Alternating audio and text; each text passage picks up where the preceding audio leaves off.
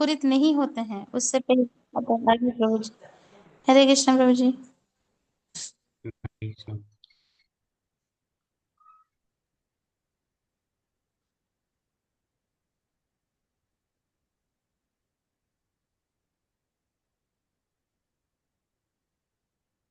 ठीक है, थोड़ा सा और समझते हैं।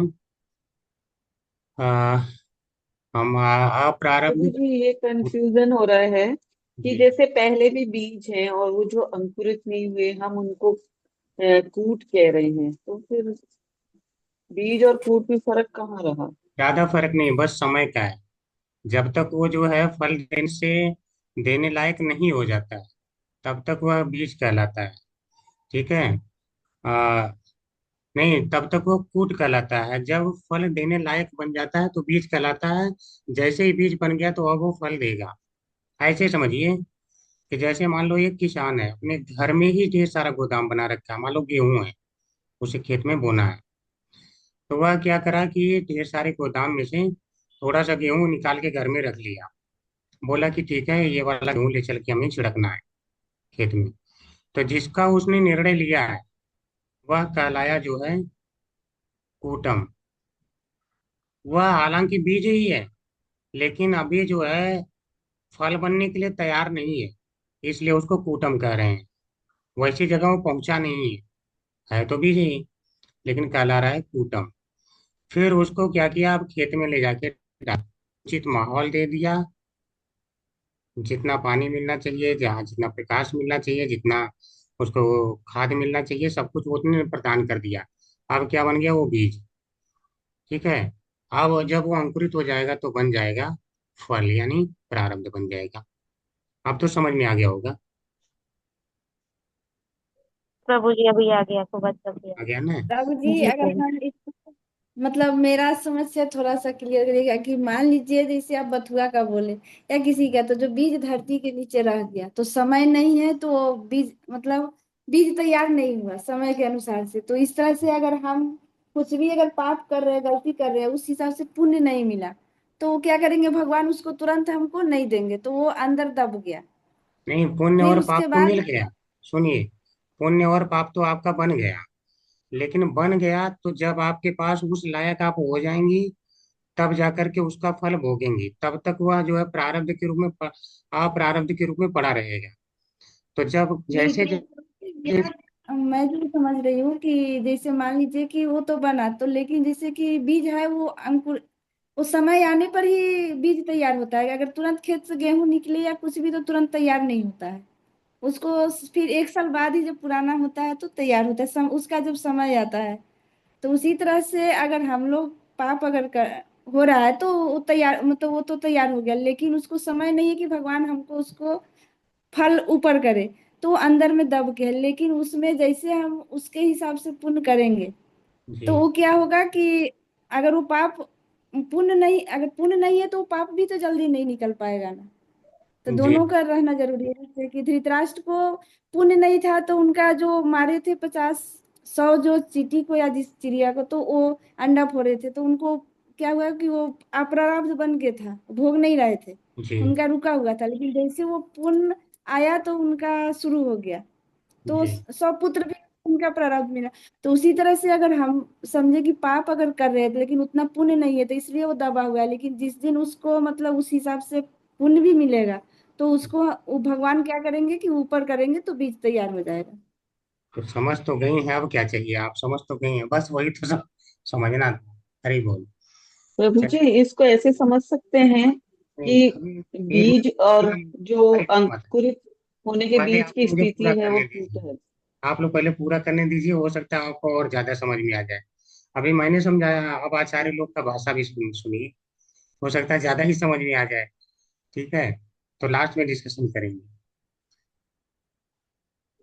कूट बीज होने को उन्मुख होता है, यानी बीज बनने से पहले की अवस्था वो कूट कहलाई। अप्रारब्ध फल का वर्णन करते हैं, जो प्रारब्ध नहीं है। कूटत्वादि रूप कार्यों के कारण रूप होते हैं। यानी अप्रारब्ध क्या है? सबका कारण है।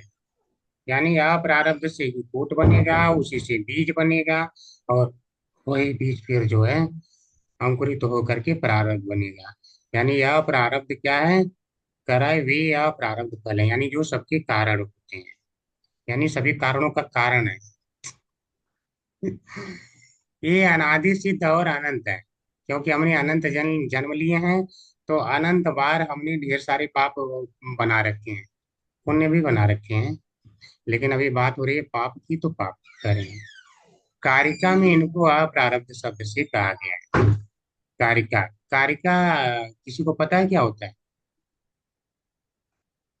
नहीं पता। नहीं। कारिका वास्तव में जैसे छोटा सा एक दोहा हो, जिसमें कोई एक संदेश दिया जाता है, कोई मैसेज या कोई स्टेटमेंट कहा जाता है, तो उसे कहते हैं कारिका। जैसे आपने ये श्लोक देखा, श्लोक में क्या बताया गया? चार प्रकार के जो पाप के प्रभाव हैं, वो क्रम से नष्ट होते हैं, उनका एक इन्होंने एक सिद्धांत बताया। तो यह श्लोक रूपी सिद्धांत कारिका कहलाता है। अब उसको समझिए। कह रहे हैं जो गोदाम है वो अप्रारब्ध है, अप्रारब्ध फल है। गोदाम से इतना को अलग कर लिया, अब ये दुकान पर ले जाया जाएगा। ठीक है, जब तक दुकान पे जाएगा नहीं तब तक आपके थाली में आएगा नहीं। तो जब तक ये गोदाम में पड़ा है, लेकिन इसको अलग कर लिया। आप इसको देखिए, कहीं से भी गोदाम से अलग कर सकते हैं, यहाँ से भी ले सकते हैं, यहाँ से भी ले सकते हैं। यानी इसी प्रकार पाप है, भगवान कब किसको उठाएंगे? आपका पुण्य जब जिसके बराबर हो जाएगा भोगने लायक, तो उसको उठा करके वो दे देंगे। तो फिर यहाँ से जब ये अब ये क्या कहलाया? कूट कहलाया। अब ये पहुंचा दिया गया दुकान पे, बिल्कुल फुल। जो चावल दुकान पे आ गया वह बीज बन गया, यानी फुल प्लान हो गया कि अब आपकी थाली में आएगा ही आएगा। अब यहाँ से आप जाके ले लेंगे, ठीक है। तो आपके थाली में जस्ट आने ही वाला है, आप खाने ही वाले हैं, तो ये कहलाया बीज। और आप देखिए, जब वह बीज आपके थाली में आया तो आपने पका के तुरंत खा लिया। ठीक है। तो बीज बनने से पकने तक का जो थोड़ा सा टाइम लगा तो वो गया हो। जो चावल हम खा रहे होते हैं अब वो प्रारब्ध फल हो गया। तो इस प्रकार से इन चारों का वर्णन है। इसको समझाए हैं परम पूजनीय वृंदावन चंद्र दास प्रभु जी ने। तो उन्होंने समझाया है जिस प्रकार से वो यहाँ पे रखा गया है। बीज एवं प्रारब्ध फलोन्मुख की गणना पहले ही की गई, यानी प्रारब्ध और अप्रारब्ध का हमने पहले वर्णन किया था। ये कहना चाहते हैं। कूट जो कि अवशिष्ट है वह भी अप्रारब्ध में ही शामिल होगा। कूट क्या है? वह भी अप्रारब्ध में ही शामिल होगा। देखिए अभी भी ये यहीं पे गोदाम में ही पड़ा है, बस थोड़ा सा अलग हुआ है। एक प्रकार से अप्रारब्ध ही, समझ रहे हैं। लेकिन ये जब दुकान में आ गए तो अब ये आपकी थाली में आएगा। तो ये और प्रारब्ध ये दोनों क्या है? दोनों लगभग एक श्रेणी में आ गए, जिसको अब आप भुगतेंगे ही भुगतेंगे, यानी खाएंगे ही खाएंगे। ठीक है। उस समय क्रमेण अर्थात पूर्व पूर्व पाप क्रम से भी नष्ट होते हैं, यानी यहाँ जो क्रम बताया गया उसी तरह से पाप नष्ट होते रहते हैं। तथापि पहले कहा गया है कि सद्यः सवनाय कल्पते, यानी तत्काल सोम याग करने के योग्य होगा। तो इसके पहले हमने श्लोक में क्या देखा था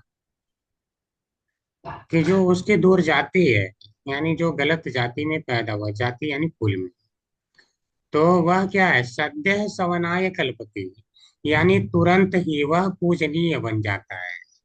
यही हमने कहा था। वहां तो कह रहे हैं तुरंत पूजनीय बन जाता है, अर्थात सब सारे पाप उसके तुरंत प्रारब्ध भी नष्ट हो जाते हैं। और यहाँ कह रहे हैं प्रारब्ध लास्ट में नष्ट होता है, और वहां कह रहे हैं सद्य यानी तुरंत नष्ट हो जाता है। तो आखिर सत्य क्या है? तुरंत होता है कि नहीं? तो आचार्य लोग इसको ऐसे समझाते हैं। यहाँ कमल सतवेद शतपत्र वेद न्याय से यह जानना चाहिए कि प्रारब्ध आदि पूर्व पूर्व पाप क्रम से विनष्ट होंगे और उनमें कुछ काल विलंब होगा।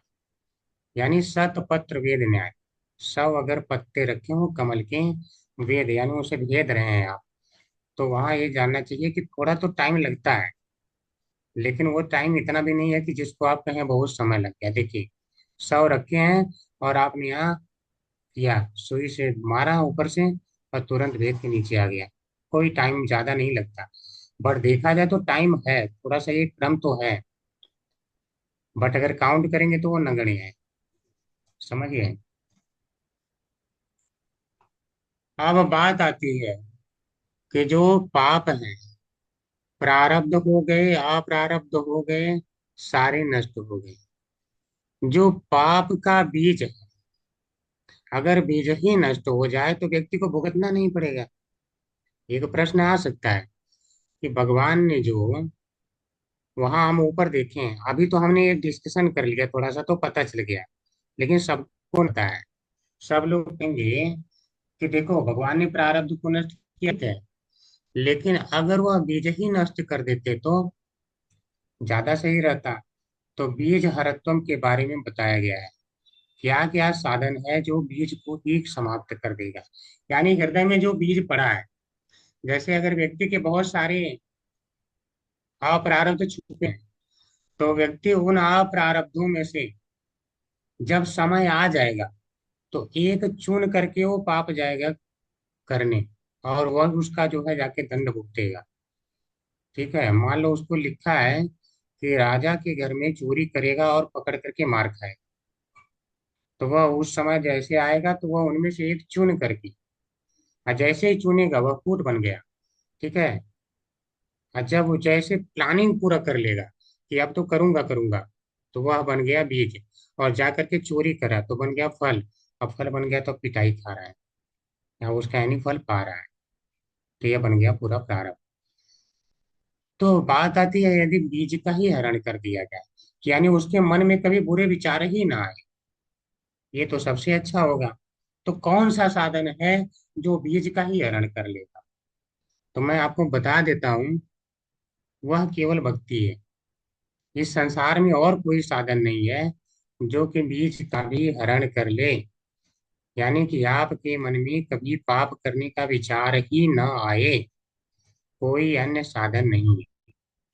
ठीक है, और यह भी आप तभी कर पाएंगे जब शास्त्र के अनुसार चल रहे हैं, या दूसरा आचार्य शास्त्र के अनुसार कहते हैं उनकी आप बात मानिए, अपनी मनमानी नहीं करनी।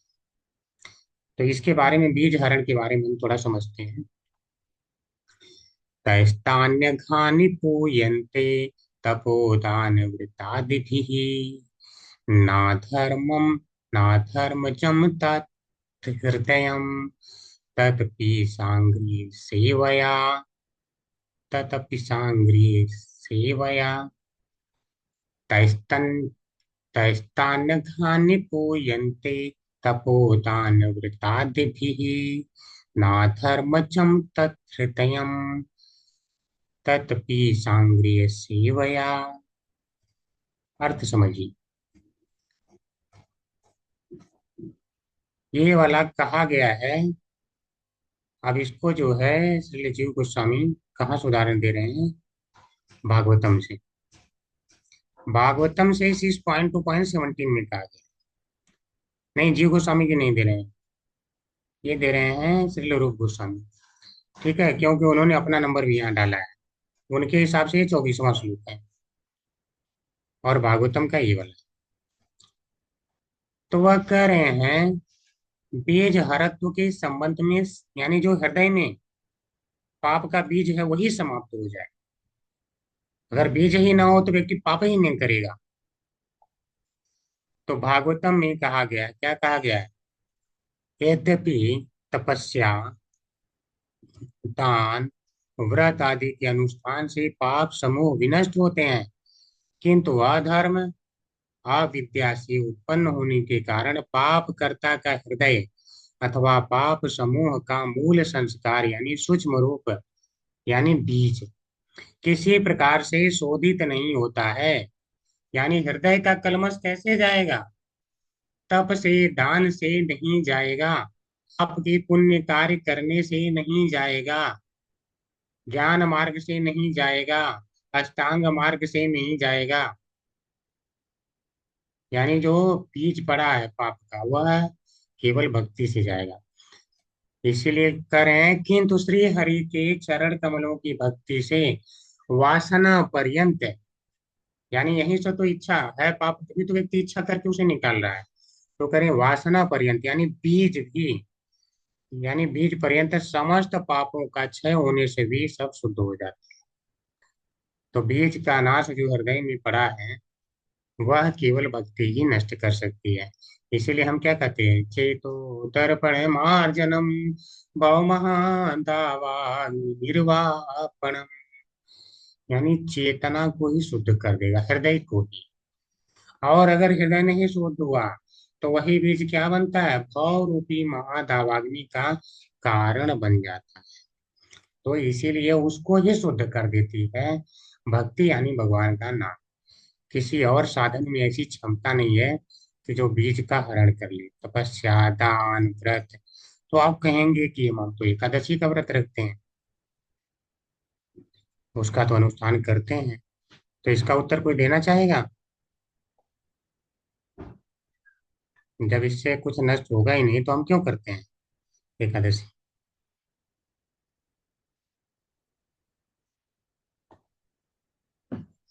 आप लोग भी सोचते होंगे कहाँ कहाँ से प्रश्न खोज के लाते हैं। अच्छा खासा लिखा। एक बार आप प्रश्न बोलिए तो पहले। प्रश्न ये है, कह रहे हैं तपस्या, दान, व्रत आदि से सारे पाप तो नष्ट हो जाते हैं, ठीक है, प्रारब्ध तो नष्ट हो जाता है। जैसे प्रारब्ध नष्ट हो जाता है लेकिन बीज नहीं नष्ट होता है, ठीक है, तो फिर व्रत करने का यहाँ क्या फायदा? जैसे व्रत हम करते हैं ना, एकादशी व्रत करते हैं, तो क्या फिर फायदा है? एक आदमी तो भी भक्ति में ही आती है, क्योंकि वो तो हम भगवान के लिए कर रहे हैं। हरि बोल, हरि बोल।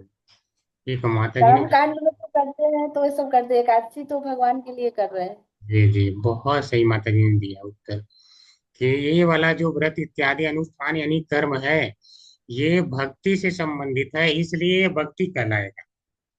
ये आपका अन्य अनुष्ठान यानी कर्म इत्यादि रूप अनुष्ठान नहीं है। समझ रहे हैं? तो भक्ति है भगवान की, केवल वही उसको विनाश करेगी। कारण क्या है? अधर्म और अविद्या से वो पाप आता है। अगर अधर्म ना हो, अविद्या ना हो, तो व्यक्ति उस पाप को करेगा नहीं। इसलिए हम बोलते हैं पाप का मूल कारण क्या है, तो उत्तर क्या होता है? पाप का मूल कारण क्या है? प्रभु जी, अविद्या प्रभु इच्छा, जी। लोभ। प्रभु जी। अविद्या, सुधा माता जी ने प्रभु बहुत जी अच्छा अविद्या। अब अविद्या। जी। अच्छा, मैंने पहले भी बताया था, मुझे लग रहा है माता जी ने सारी रिकॉर्डिंग फिर से सुन लिया है। चलिए, हरी बोल। अगर सुन लिया है तो भी अच्छा है, माता जी को ऑलरेडी पता था तो और अच्छी बात है। ठीक है, तो अविद्या है। तो अविद्या के कारण ही व्यक्ति सारा पाप करता है। तो अगर अविद्या ही नष्ट कर दे भगवान, तो भगवान अविद्या को भी नष्ट करते हैं, आगे हम पढ़ेंगे। भक्ति अविद्या का नाश करती है, ठीक है, क्योंकि पाप, पाप का बीज और अविद्या तीन मिलके क्या बनता है, क्लेश बनते हैं। तो अविद्या का नाश हम पढ़ेंगे आगे, ठीक है ना? अब इस पे, अच्छा ये थोड़ा सा पढ़ दें। तई है यानी उस, तपो यानी तपस्या, दान यानी दान, व्रत आदि व्रत आदि के द्वारा तानी वे अगानी यानी पाप पूयंते नष्ट हो जाते हैं।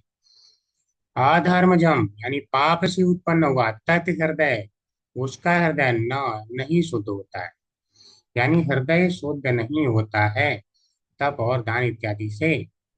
क्यों? क्योंकि उसमें पाप है, अधर्म है, ठीक है, अधर्म है। अधर्म का नाश नहीं कर पाता है पुण्य। पुण्य तो आपको, अन्य कर्म पुण्य देते हैं, पुण्य के कारण जो है वो क्षीण हो जाते हैं प्रारब्ध, लेकिन अधर्म रह जाता है। अधर्म को भक्ति ही नाश करेगी, यानी अविद्या को भी भक्ति ही नाश करेगी। तथापि वह भी ईश अंग्री सेवया, यानी भगवान के चरण की सेवा से शुद्ध हो जाता है। किंतु जो बीज है वह भी, यानी हृदय भी उसका भगवान के चरण की सेवा से शुद्ध हो जाता है। तई है, यानी तई तान यगानी, तान यगानी यानी वे सारे पाप पूयंते नष्ट हो जाते हैं, तपो दान व्रत आदि भी, तप दान व्रत आदि के कारण। लेकिन न अधर्म जम, अधर्म से जो उत्पन्न है तत् हृदय, उसके हृदय में जो अधर्म के कारण, अविद्या के कारण जो पाप होता है वह नहीं शुद्ध होता है।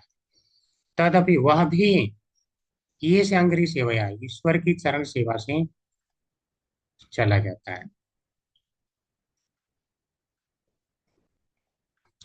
दुर्गम संगमनी टीका ये किए हैं शील जी भूषण। बीज हरत्व का प्रदर्शन विशेष रूप से करते हैं बीजेपी। इतना ही है, इससे ज्यादा नहीं है। यानी बीज को भी भक्ति कर लेती है, कहने का भाव ये। भक्ति सार प्रदर्शनी टीका श्रील विश्वनाथ चक्रवर्ती ठाकुर के द्वारा। बीज हरत्व का प्रदर्शन विशेष रूप से करते हैं बीजेपी। अच्छा, पूरा लिए हैं उनकी टीका। तब दान व्रत आदि के द्वारा पाप विनष्ट हो जाते हैं, किंतु अधर्म से उत्पन्न पापों का हृदय अर्थात मूल, जो सूक्ष्म रूप में रहता है, सूक्ष्म रूप में यानी जो बीज रूप में रहता है, उसका नाश तप दान आदि से नहीं होता है, किंतु श्री हरि के चरणारविंदों की सेवा भक्ति के द्वारा वासना पर्यंत पाप क्षय नष्ट हो जाने से, वासनामय को बीज कहा गया था, यानी वासनामय पाप सब नष्ट हो जाता है, यानी बीज पर्यंत पाप सब क्षय हो जाने से, यानी नष्ट हो जाने से वह भी नष्ट हो जाता है, यानी सब पाप नष्ट हो जाते हैं, कहने के भाव ये। श्रीधर स्वामी ने भी इस पे थोड़ी सी टिप्पणी किया है। महर्षियों द्वारा प्रायश्चित रूप से उपदिष्ट तप दान जप आदि के द्वारा उन पापों की ही शुद्धि होती है, यानी जो प्रारब्ध इत्यादि पाप हैं वो तो नष्ट होते हैं उस समय, अब वो फल नहीं भोगेगा। अच्छा, लोग जाते हैं ना, महर्षियों के पास जाते हैं, कहते हैं कि हमारे जीवन में बड़े ही कष्ट आ रहे हैं, हम क्या करें कि कष्ट का निवारण हो जाए। तो वह कुछ प्रायश्चित रूप में बताते हैं, उपदेश यानी बताते हैं, क्या कहते हैं। अच्छा, ये वाला तब कर लो, ये इतना दान कर दो, इतना कुछ जप कर लो। जप का अर्थ यहाँ पे भगवान के जप को नहीं कह रहे हैं, समझिएगा, कुछ अन्य जप को कर रहे हैं, क्योंकि अगर भगवान का जप कह देंगे तो वो तो बीज को भी हरण कर लेगा, यानी वासना पर्यंत सब पाप नष्ट हो जाएंगे। यहाँ जप का मतलब अन्य किसी का जप बोल दिया, तो उनसे उन पापों की ही शुद्धि होती है केवल, यानी प्रारब्ध इत्यादि, अब वो नहीं भोगेगा कष्ट। ठीक है, लोग कहते हैं हम देखो पंडित जी के पास गए थे, उपाय बताए, सारा कष्ट चला गया, चला गया, बस वही गया। ठीक है, लेकिन जो दूषित हुआ था उसका हृदय, ठीक है, शुद्धि उनसे नहीं होती, उससे नहीं होती है, यानी अगला वाला फिर वो करेगा, उतना उपाय करने के बाद फिर से जाके पाप में प्रवृत्त होगा, क्योंकि अंदर वासना है पाप की। वासना को पूरा शुद्ध करने की केवल जिम्मेदारी भक्ति लेती है, अथवा उन पापों का जो हृदय पर सूक्ष्म संस्कार हैं उनकी शुद्धि नहीं होती, किंतु हरि नाम कीर्तन के द्वारा तो उसकी भी शुद्धि हो जाती है। Point to be noted, point to be noted, कि वासनाएं भी आपके हृदय में अब नहीं आएंगी गलत। भक्त अगर बन गए हैं तो गलत भाव नहीं आएगा। आप अपना नोटिस आप करिए, आप भक्त बने हैं कि नहीं। भक्ति रसामृत सिंधु पढ़ के दूसरे को नहीं जज करना है, अपने को जज करिए, भगवान के धाम जाइए। कहने का अभिप्राय है कि बड़े से बड़े भी पाप श्री भगवान के नाम के एक बार भी उच्चारण करने से विनष्ट हो जाते हैं। भगवान का नाम कितनी बार लेना पड़ेगा पाप नष्ट करने के लिए? हरे कृष्णा। बस एक बार। एक बार, एक ठीक बार। है। तो इसीलिए क्या कहते हैं, एक कृष्ण नाम कोटि अश्वमेध साम, अजय कहित पाषंडी दंड तारे। ठीक है, एक कृष्ण नाम करोड़ों अश्वमेध के समान होता है। यदि कोई ऐसा कहता है, जे कहे, तो से पाषंडी, उसको जो है यमराज क्या कहते, तू पाषंडी है। पाषंडी मतलब तुझे कुछ नहीं पता है भगवान के नाम के बारे में, ठीक है, तू पाषंडी, ठीक है, पाषंडी है तुम। तो उसको फिर दंड देते हैं, बुला के बड़ी मार मारते हैं, बोलते हैं भगवान के नाम की तुलना तुम करोड़ों अश्वमेध ही कैसे कर रहे हो? करोड़ों अश्वमेध है क्या? कुछ नहीं है। तो एक बार भगवान का नाम उच्चारण करने की इतनी महिमा होती है।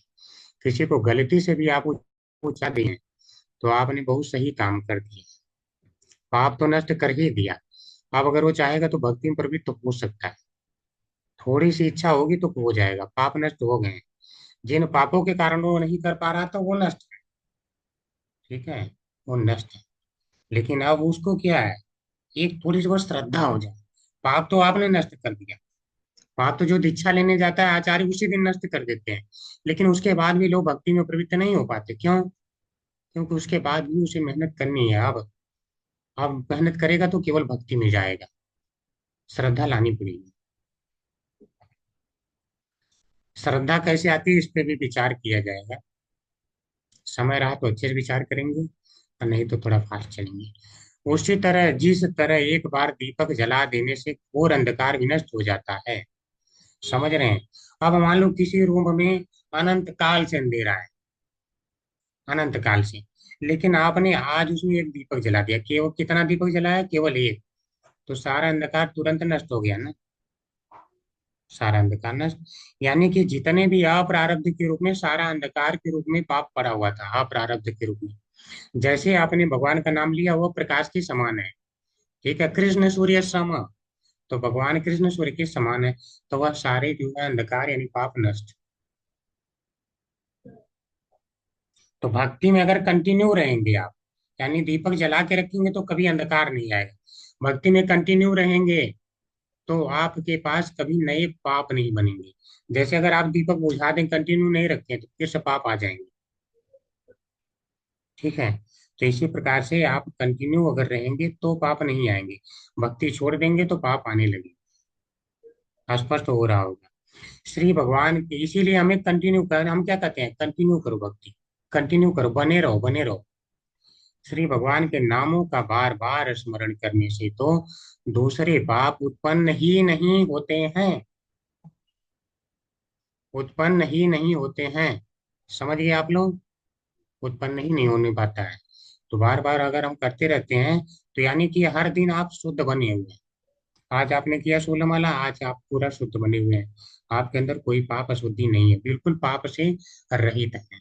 इसीलिए आप शुद्ध सोचेंगे, शुद्ध बातें करेंगे, लोगों का भला सोचेंगे, मन में कोई कलमश नहीं आएगा।